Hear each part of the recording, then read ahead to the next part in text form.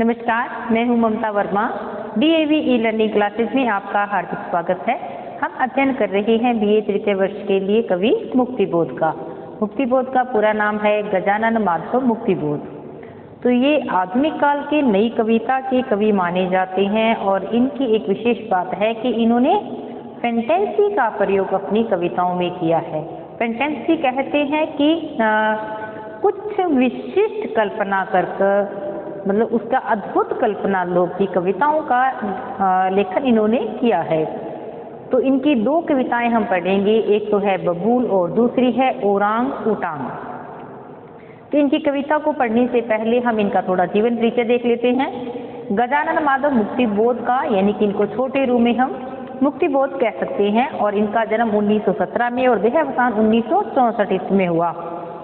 मुक्तिबोध का जन्म एक थानेदार के घर में 1917 ईस्वी में हुआ। ये स्वतंत्र प्रकृति के व्यक्ति थे और अपने मित्र शांताराम के साथ रात को मकड़ी यानी कि घूमने की प्रवृत्ति होती है कर उन्होंने जीवन के हर रूप को अंतरंगता के साथ समझा।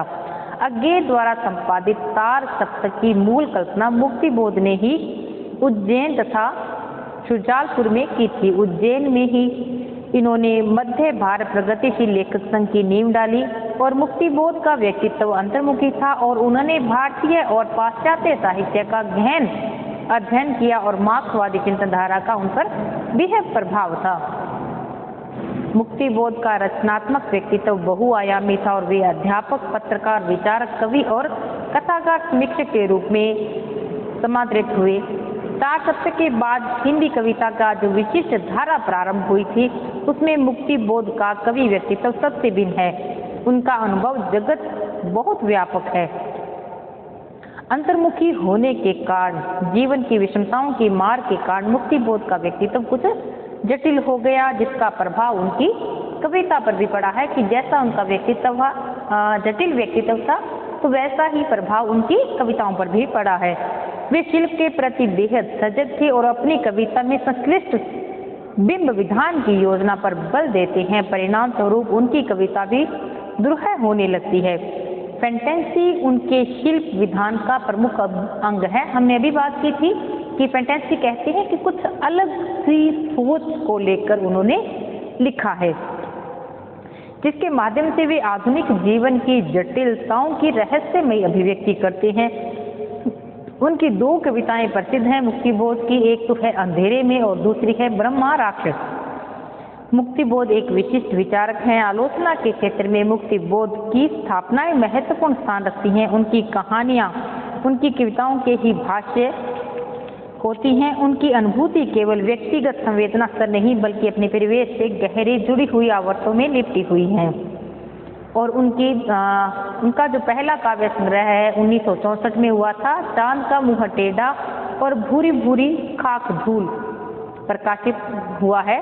और उन मुक्तिबोध की जो सारी रचनावली है उनको मुक्तिबोध रचनावली 6 खंडों में प्रकाशित हो चुका है। यानी कि उनकी जितनी कविताएं हैं उनको 6 खंडों में प्रकाशित करवाया जा चुका है। तो इनकी हम पहली कविता पढ़ते हैं बबूल। बबूल है इनकी प्रगतिवादी कविता का ही एक अंश है, हम कह लें, या प्रयोगवादी प्रगतिवादी ही कविता है बबूल इनकी। तो इस कविता में क्या बताया गया है बबूल, वैसे ध्यान दे तो आप इस शब्द को कि बबूल का एक पेड़ होता है। अगर आपसे पूछें कि बबूल कौन सा पेड़ होता है तो आपका एक सामान्य सा उत्तर जो क्लास में भी आता है कि मैम हमने ये पेड़ नहीं देखा। बबूल कहते हैं जो एक गांवों में सामान्य ये बहुत जगह उपलब्ध हो जाता है वृक्ष, किक्कर एक सामान्य भाषा में जिसको कहा जाता है किक्कर, उसी को ही बबूल कहा जाता है शुद्ध हिंदी में। और उस पेड़ को देखो कैसा होता है, उसकी तना या टहनी कभी किसी ने सफेद नहीं, मतलब अच्छी हरियाली से पूर्ण नहीं देखी, बिल्कुल सूखा सूखा सा प्रतीत होता रहता है। उसका रंग है जो वो गहरा काला काला सा होता है। उसकी टहनियाँ हरी होती हैं लेकिन टहनियों से ऐसा लगता है कि सूखा हुआ पेड़ है और बिल्कुल अपेक्षिता भी होता है। बाकी पेड़ बहुत सुंदर अच्छे से पत्ते फल फूल देने वाले होते हैं, उनकी अच्छी गणना की जाती है, लेकिन बबूल का जो पेड़ है एक उपेक्षित सा बना रहता है। मुक्तिबोध की जो ये कविता है बबूल, इसमें निम्न वर्ग को दिखाया गया है, यानी कि एक उपेक्षित व्यक्ति है जो समाज के अत्याचारों से या शोषण से पीड़ित है, उसमें निम्न वर्गीय स्थिति की चित्रित किया गया है। बबूल को आधार बनाकर ये रूपक के माध्यम से, और मूलतः इसकी भाव क्या है कि एक जो व्यक्ति जो शोषित है, शोषित वर्ग का आह्वान इस कविता में किया गया है। वह बबूल भी दुबला धूल भरा अप्रिय सा सहज अपेक्षित श्याम वक्र अस्तित्व लिए हुए वह रंग तिरस्कृत अपमानों को मौन झेलता चिर अपमानित पथ की ओर एक चुपचाप खड़ा है फटे हाल जीवन की नंगी कठिन दीनता सा जो वर्धित वह बबूल है। क्या कहते हैं कि बबूल का पेड़ कौन सा होता है, इसमें दिखाया गया है। हालांकि इसके पीछे मूल संवेदना क्या है, उपेक्षित व्यक्ति की, शोषित व्यक्ति की, जो समाज के या उच्च वर्ग के शोषण से पीड़ित हैं। लेकिन वह बबूल है, वो पेड़ है बबूल का, बिल्कुल दुबला सा है, उस पर धूल मिट्टी छाई हुई है, बिल्कुल वो किसी को भी प्रिय नहीं लगता और सहज ही उपेक्षित हुआ है ही। और श्याम यानी कि काला है, टेढ़ा मेढ़ा है, सत्व लिए और रंग तिरस्कृत, और सबसे वो तिरस्कृत होकर खड़ा है क्योंकि उसको कोई अपने घर में नहीं लगाना चाहता। अपमानों का मौन झेलता है और बहुत सालों से ही, बहुत समय से वह अपमानित ही रहा है और एक पथ में चुपचाप खड़ा है। कौन? फटे हाल कर जीवन की नंगी कठिन दीनता सा जो वर्तित, और बिल्कुल ही दीनहीन के समान एक साइड में खड़ा है, वो है पेड़ बबूल का, यानी कि एक शोषित व्यक्ति है, वो भी ऐसा ही है। वृक्षों के अभिजात वर्ग की आंखों में वह सदा बेचकर चिर निर्वासित पर वसंत के अनियंत्रित मीर के झोंके उसको छू लेते हैं। क्या कहते हैं? वृक्षों का यानी कि वृक्षों के अभिजात यानी कि उच्च वर्ग के जो भी वृक्ष हैं, उनकी आंखों में, क्योंकि वो बहुत ही सुंदर बड़े बड़े पत्तों वाले वृक्ष होते हैं, उनकी आंखों में वो सदैव ही बहिष्कृत बना रहता है, उनसे बिल्कुल अलग रहता है। एक हमने देखा होगा कोई एक पार्क है बहुत अच्छा सा या बाग है, उसमें कभी भी हमने बबूल का पेड़ नहीं देखा, क्योंकि उनसे बिल्कुल, क्योंकि उच्च वर्ग के वो एक पौधे हैं, यानी कि समाज के उच्च वर्गीय शोषण व्यवस्था का दिखाया गया है कि अभिजात वर्ग है, जो उच्च वर्ग है, उनकी आंखों में सदा ही वह व्यक्ति है वो उपेक्षित रहता है और चिर निर्वासित, यानी कि उसको कभी भी अपने में नहीं मिलाया जाएगा। पर वसंत के अनियंत्रित समीर के झोंके उसको छू लेते हैं, लेकिन जैसे ही बसंत की हवा आती है तो वो उसको छू लेते हैं। वह नगन सुदामा विवश क्या करे, उसको सदा तुच्छ जाने वाले उस गहन हृदय में गुड़ आंसुओं में बसंत के बासंती रंग चमक चमक जाते हैं। लेकिन उसको जो हवा छूती है, यानी कि थोड़ी उसको आशा बनती है और छू तो लेते हैं, लेकिन वह बेचारा गरीब है व्यक्ति या पेड़ नगन है, लेकिन वो उसकी विविधता है कि वो क्या करे, सदा ही वो तुच्छ समझा जाता है, उसके जो आंसू उसके आते हैं अपेक्षित के कारण। लेकिन जब भी बसंत की हवा आती है, कुछ नया समाज में आता है, जिस प्रकार से वो हरा भरा एक बार होने की कोशिश करता है, वैसे ही जो निर्धन व्यक्ति है, शोषित व्यक्ति है, वह उसकी भी आंखों में एक बार चमक आ जाती है। बरबस उभर उभर उठती हैं अंतस्थल की छुपी लकीरें, आसमान के ताराओं की, सजल चांद की, लाल सूर्य की आकृतियों में घिर कर छा जाने को उभर उभर उठती हैं अंतस्थल की छुपी लकीरें। उसके तुच्छ अपेक्षित अंतर में अथाह सागर, रस का सागर। क्या कहते हैं कि उसके भी मन में एक लकीरें उठकर आती हैं, भाव उठकर आते हैं, जो उस पर दिखाते हैं, लकीरें दिखाई देती हैं पेड़ पर, वैसे ही व्यक्ति के मन में भी भाव आते हैं। आसमान के जो तारे हैं और जो सुंदर सूरज है, चांद है, उनकी आकृतियों में सब उसको दिखाई देते हैं। उन्हीं को देखकर उसके भी अंतस्थल की लकीरें हैं वो उभर कर आ जाती हैं। लेकिन उसके तुच्छ उपेक्षित अंतर में अथाह रस का सागर, लेकिन वो इतना उपेक्षित है, लेकिन उसके मन में क्या है? अथाह रस का सागर है, यानी कि बहुत ही रस उसमें भरा हुआ है जो किसी को दिखाई नहीं देता। जाने क्यों सो दूर रवि के आकुल एक परस के द्वारा यूं सचेत होकर अपने से दूर दिशाएं चाह रहा अपने और अंचल को ढकना। और जाने क्यों, ऐसा क्यों लगता है कि जो रवि है, सूर्य है, उसके एक स्पर्श के कारण, यानी कि जब कोई निम्न वर्ग को कोई सहलाता है या अच्छी बातें करता है तो यूँ सचेत होकर, तो एक बिल्कुल सचेत होकर खड़ा हो जाता है।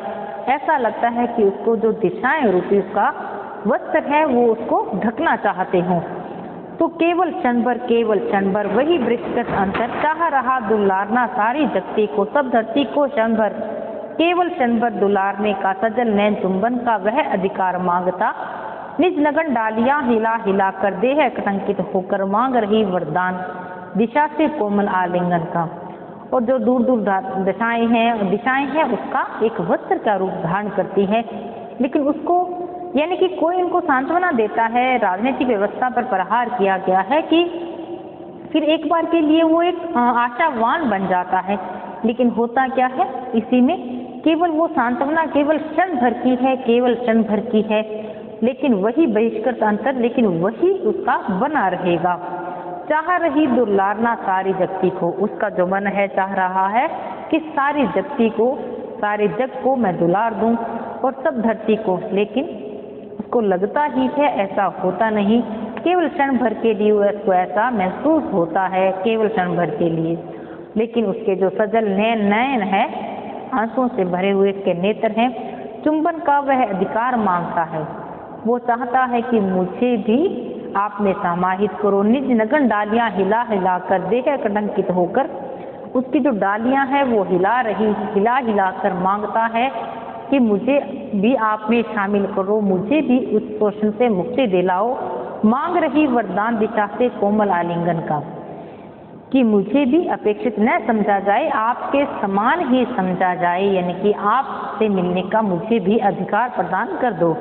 अरे अचानक जो बबूल के रक्तहीन कंटक नख सूखे थे, अब नए रुधिर के आए, निज कोमलता में शर्माए, और झेंपती हुई पत्तियां छोटी छोटी सूखी काली डालियां पर गुपचुप आ बैठी। अरे अचानक क्या होता है कि जो बबूल का पेड़ है उस पर रक्तहीन छोटे छोटे कंटक जो कांटे हैं वो सूख गए थे।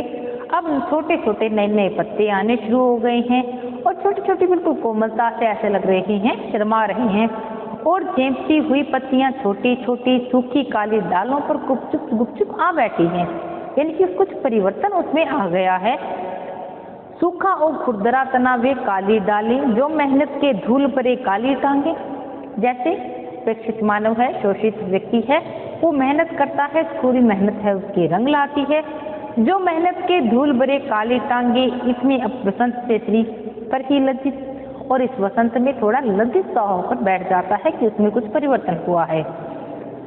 गूढ़ हृदय की चित संपन्न भावना नित ही अवनत, जो बबूल यह लजा गया निज नव यौवन पर। और जैसे ऐसे लगता है कि छोटी छोटी पत्तियां उसकी जगह जगह दिखाई देती है, बेहद तरीके से वो उसकी हरी भरी कोपलें नहीं दिखाई देती। ऐसे लगता है कि शर्मा कर वो पीछे रहना ही चाहता है। पीले फूल लदी डालों को सुकचा समेटता सा, जितना जितना हुआ संकुचित लज्जानत वह, और बिल्कुल उसके पीले पीले जो फूल आते हैं उसकी डालियां उस पर लद गई हैं, जैसे भी है, लेकिन हुआ उसमें कुछ संचार, और सुकचा समेटता सा, और बिल्कुल शर्माया हुआ सा समेटता सा, जितना हुआ संकुचित, और जितना वो इकट्ठा सा होकर रहता है। लज्जानत वह उतना उभर पड़ता यौवन रस से कांप रही है पत्ती पत्ती, यानी कि वो समाज को बराबर आने में शर्मा रहा है, डर रहा है, कांप कर उसकी हर पत्ती कांप रही है। एक अकूल कंप में डूबी शाखाएं सपनों में हंसी, पुलक उठते हैं पीले फूलों के दल, रस की एक भंवर में गिरकर आत्म सर्जन आकुल प्रतिबल।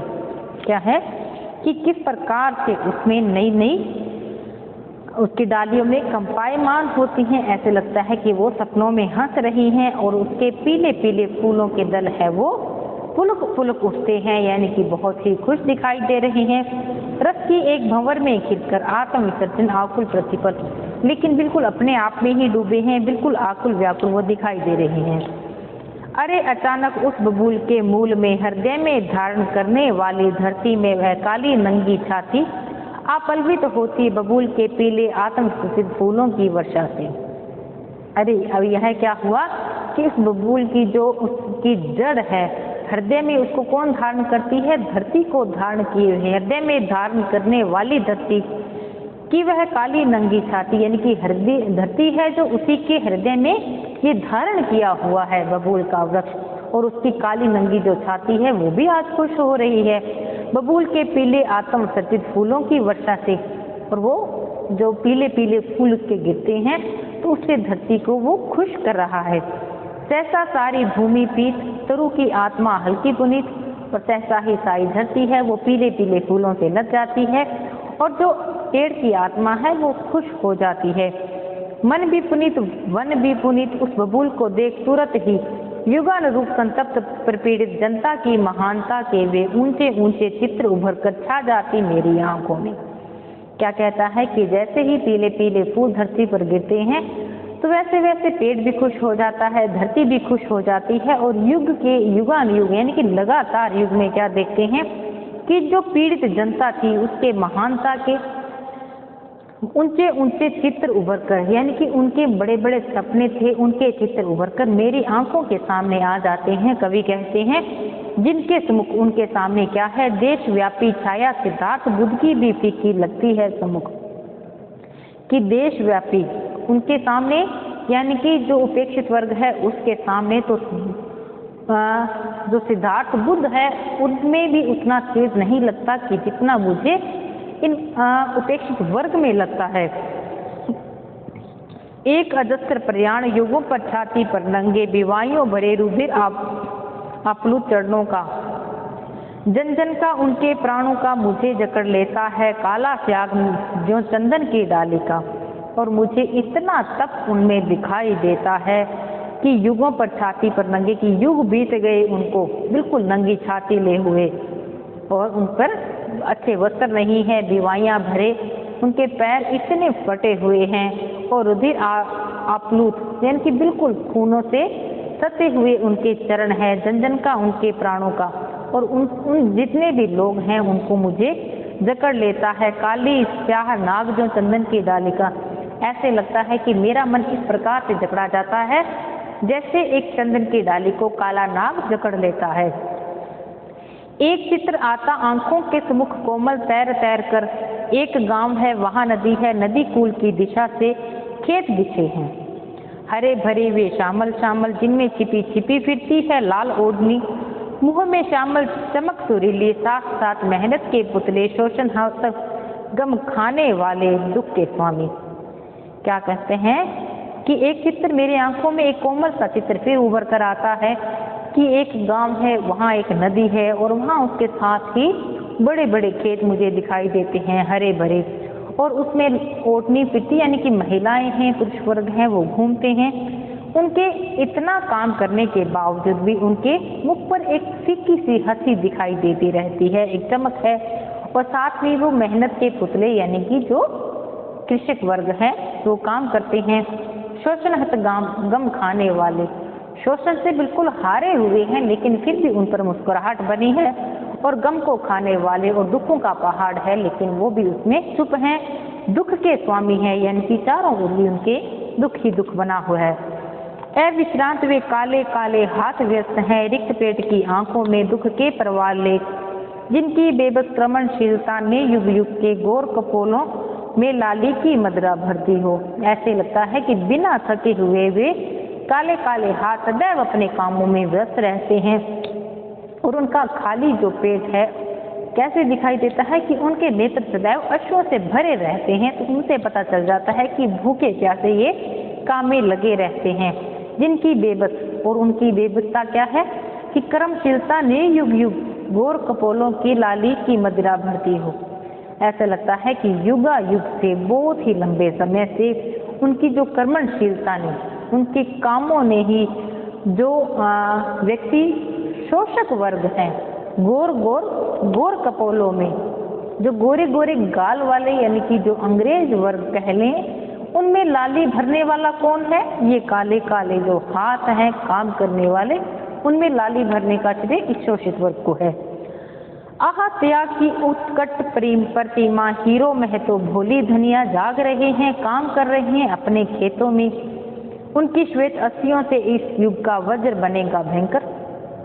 कि क्या कहते हैं कि ये जो शोषित वर्ग है जो वो प्रफुल्लित हो रहा है किनके काम से, जो शोषित वर्ग जो काम कर रहा है, कर्मशील व्यक्ति है, उन्हीं की। और ओहो त्याग की, ये त्याग की प्रतिमा है, नाम बताए गए हैं, जैसे होरी है, महतो है, भोली धनिया है, वो जाग रहे हैं और सुबह जल्दी उठते हैं, काम करते हैं, अब भी खेतों में काम कर रहे हैं और उनकी हड्डियां काम कर करके इतनी मजबूत हो चुकी हैं इस वर्ग की कि यदि उनके एक हम वज्र बनाएं इस युग का, यानी कि इतना कठोर वज्र बनेगा भयंकर कि उनकी हड्डियां बहुत ही मजबूत हो चुकी हैं। वह बबूल जो सिर निर्वासित एक प्रतीक बना है केवल जन जन के निसोम त्याग का, वही बबूल जो है हमेशा से ही उपेक्षित रहा है, लेकिन एक प्रतीक किसका बन गया है, एक बिंब किसका बन गया है, उपेक्षित वर्ग को, जो केवल जन जन के नसीम त्याग का, जो बार बार ना जाने कितना ही सीमा विहीन त्याग कर रहे हैं, उनका प्रतीक बनकर रह गया है बबूल का पेड़। मेरी खिड़की से दिखती है होरी की वह याद। कवि कहता है कि जब मैं खिड़की से देखता हूँ तो वो होरी धनिया जो दिखाई दे रहे हैं खेतों में काम करते हुए, जवानी में आया है, वह जवानी में बिल्कुल जवान होकर आया था, पीले फूलों को छिटकाता प्रिय बबूल वह अर्पण आकुल आत्म चेतना में विह्वल हो, चाह रहा है मंजित करना दिशा कुल को। क्या कहता है कि मुझे होरी की याद है कि वो जवानी में आया था और पीले पीले फूलों को छिटकाता हुआ वही बबूल का पेड़, यानी कि वो होरी की बात कर लें या अपेक्षित वर्ग की बात कर लें, अर्पण आकुल, उसने सब कुछ समर्पित करके आत्म चेतना उसकी व्याकुल है, हालांकि वो भी चाह रहे हैं चारों दिशाओं को मंजित करना, यानी कि उसको शोभायमान करना भी ये चाह रहे हैं। ये है इनकी कविता बबूल, जो कि अपेक्षित वर्ग का प्रतिनिधित्व करती है। इनकी एक कविता और है उरांग उटांग, तो ये कविता हम अगली क्लास में करेंगे। तो आज के लिए इतना ही, मिलते हैं अगली क्लास में, तब तक के लिए धन्यवाद।